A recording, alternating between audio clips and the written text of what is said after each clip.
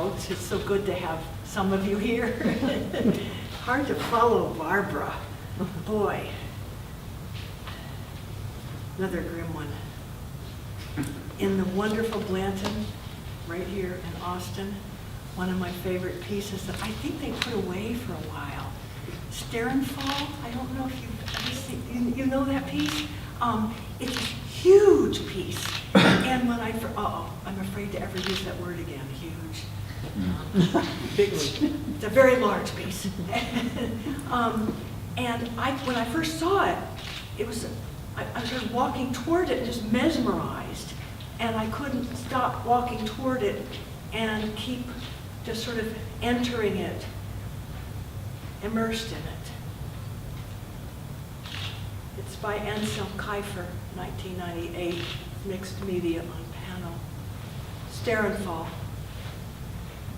Splattered gravel, burned out forests, residue from forklifts, excavators, backhoes glued onto this panel and taking up what seems the whole wall, so you can't walk by.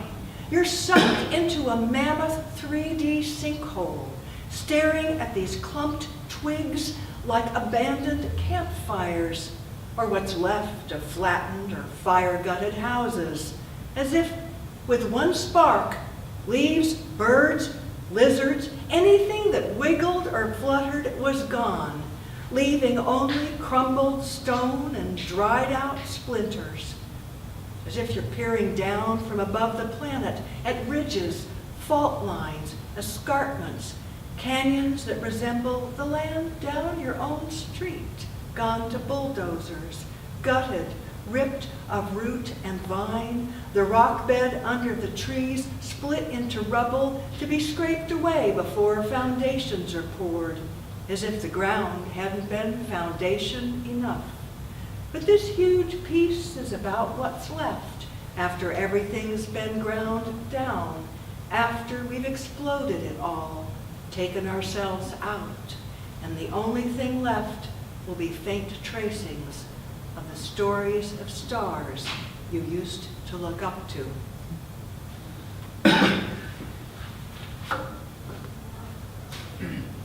Together with Dave Parsons, two of us edited a collection of poems about the 1960s that came out early in 1916, 2000. My years are getting messed up totally. I keep thinking back to 1968 and 1933, and forgive me, you understand where I'm going. Anyway, one of the poems in the collection, in the anthology called Far Out, is taken from my fifth book, Nothing Between Us, that's a kind of a thinly disguised memoir. We call it a novel in prose poems about a young white English teacher, guess who, married, who is teaching in West, read Black Berkeley in the late 60s, as I have been known to tell students on occasion when they ask what they can call me.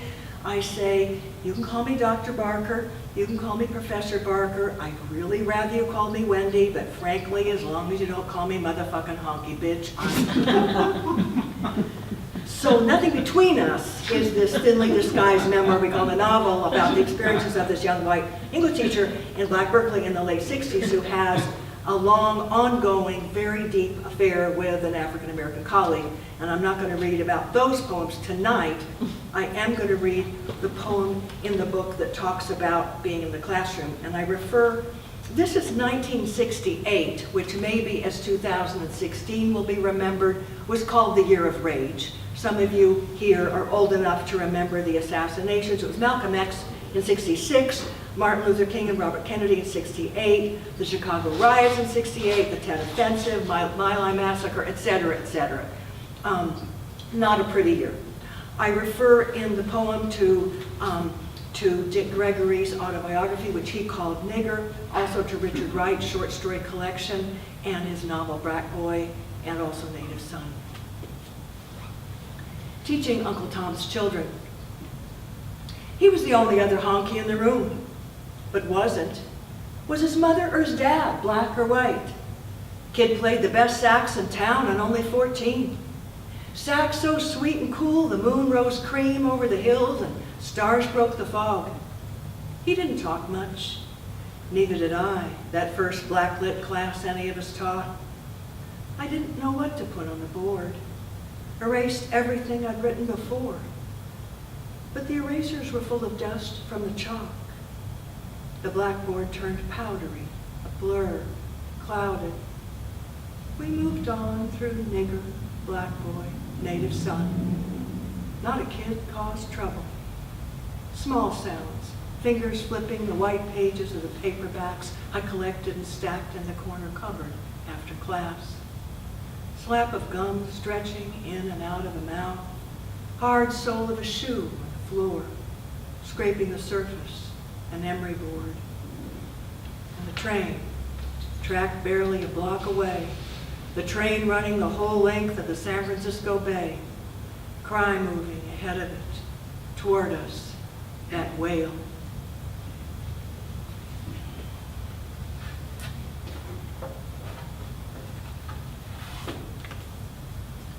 I've been teaching for what I think is, well, since 1966, so how many years is that?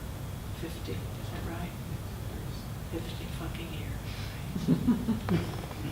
And one of the things that always makes me livid is when people assume that because I teach in a university, that it's an ivory tower.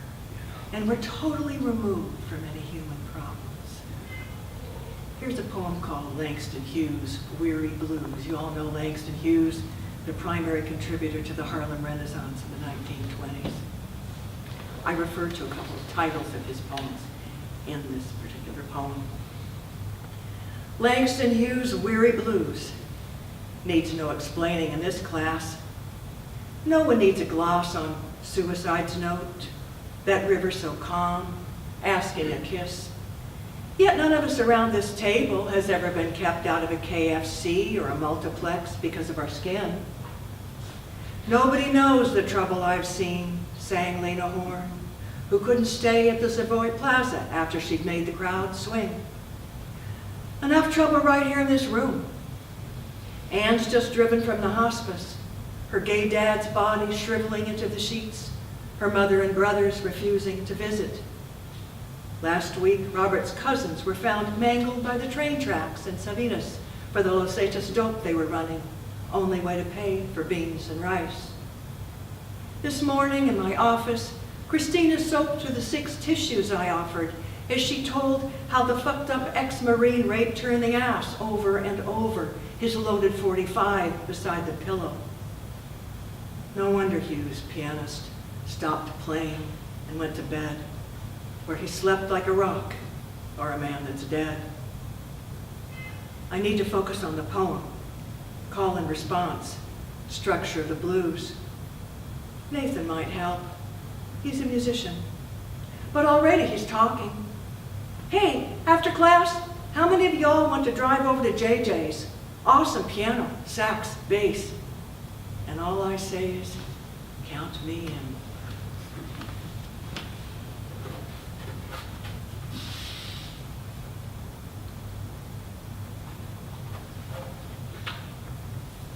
From the moon, earth is blue. The Winds Crest did the most gorgeous job of putting together with this blue thread in the middle. They did a beautiful job.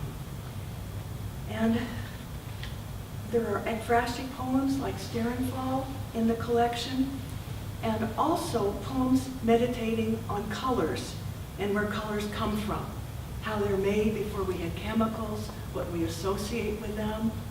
I didn't know till I got working on the research for these poems that we didn't differentiate, as a species, we didn't differentiate the color blue from gray or black until relatively recently in our human history.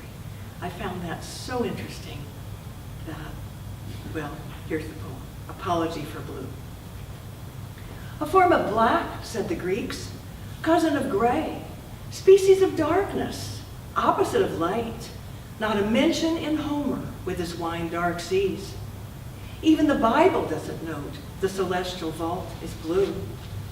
We've 3 times more synonyms for red. Cerulean lacks the force of blood's vermilion. And yet, Cennini's Quattrocento brought back lapis lazuli from Badakhshan, ground the heavy gray veined stone to paste, kneaded it like bread, sieved, melted, strained the stuff through linen, then mixed in lye, and slapped the lump with sticks till the glue drained off, a powder stored in a leather purse, reserved for the Virgin's lap. Color of meekness and profound piety, the heavenly spirit, that woman's body cool, unsullied by carnality, wrapped in blue more dear than gold. But 19th century scientists observed, in the Bunsen burner's flame, the highest heat is blue. The hottest stars are bluish white, and objects hurtling near light speed show bluer than the slower ones. In physics, blue's the color of collision, fire, the laser's beam that centuries of artists showed streaming to a mortal woman's lap. Fulcrum of our heated lives, hinge and spring of our renewal. Hard to see what's closest. From the moon, Earth is blue. And one last poem. As I said, I've been teaching for a long, long, long time. And I still love it. I'm partially retired, but the university has been really good to me, and I still love the classes I do get to teach. I still really enjoy the students. I love teaching English, but I hate telling people I teach English. I hate telling people I teach English. And just before I quit, I just want to say again, thank you so much. And it's such a delight and thrill to read with George and Barbara. And thanks to all the wonderful Malvern people here at Malvern Books. And let's buy books before we leave. So thanks you all. And then we get George up next and last. Okay, I hate telling people I teach English.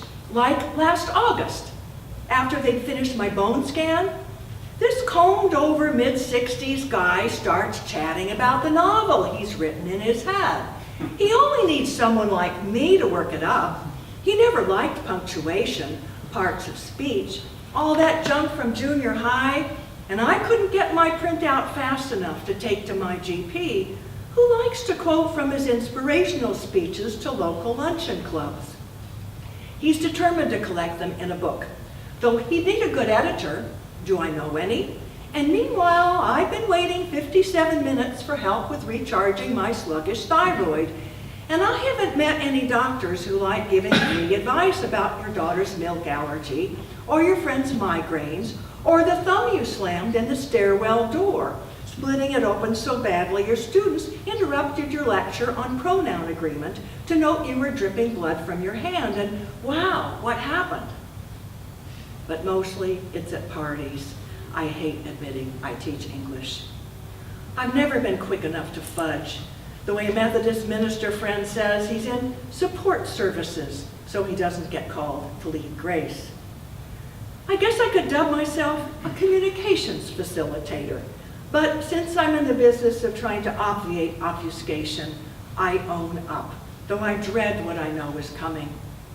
Oh, they say, I hated English, all that grammar. You won't like the way I talk. You'll be correcting me, and suddenly they need another bud or merlot, or they've got to check out the meatballs or guacamole over on the table, and I'm left facing blank space. No one who could even think about correcting my dangling participles. Once, when the computer guy was at the house, bent over my laptop trying to get us back online, he asked what it was I wrote. And when I told him poetry, he said, "Ah, fluffy stuff." And I wasn't sure whether he was kidding or not. But I figured at least it was better than his saying he hated poetry, or that he had a manuscript right outside his Camry, and could I take a look? No hurry, but he knew it would sell. Could I tell him how to get an agent for his novel about his uncle moving to Arizona and running a thriving ostrich farm until the day hot air balloons took off a half-mile away and stampeded the birds, till all he was left with were feathers and bloody tangled necks on fence posts, the dream of making 2 million from those birds, a haunting sentence fragment. But then, I think, I would never have wanted to miss the time a dentist, tapping my molars, asked if I'd like to hear him recite Chaucer's prologue to the Canterbury Tales in Middle English, which he did while I lay back in his chair, open-mouthed, pierced to the root.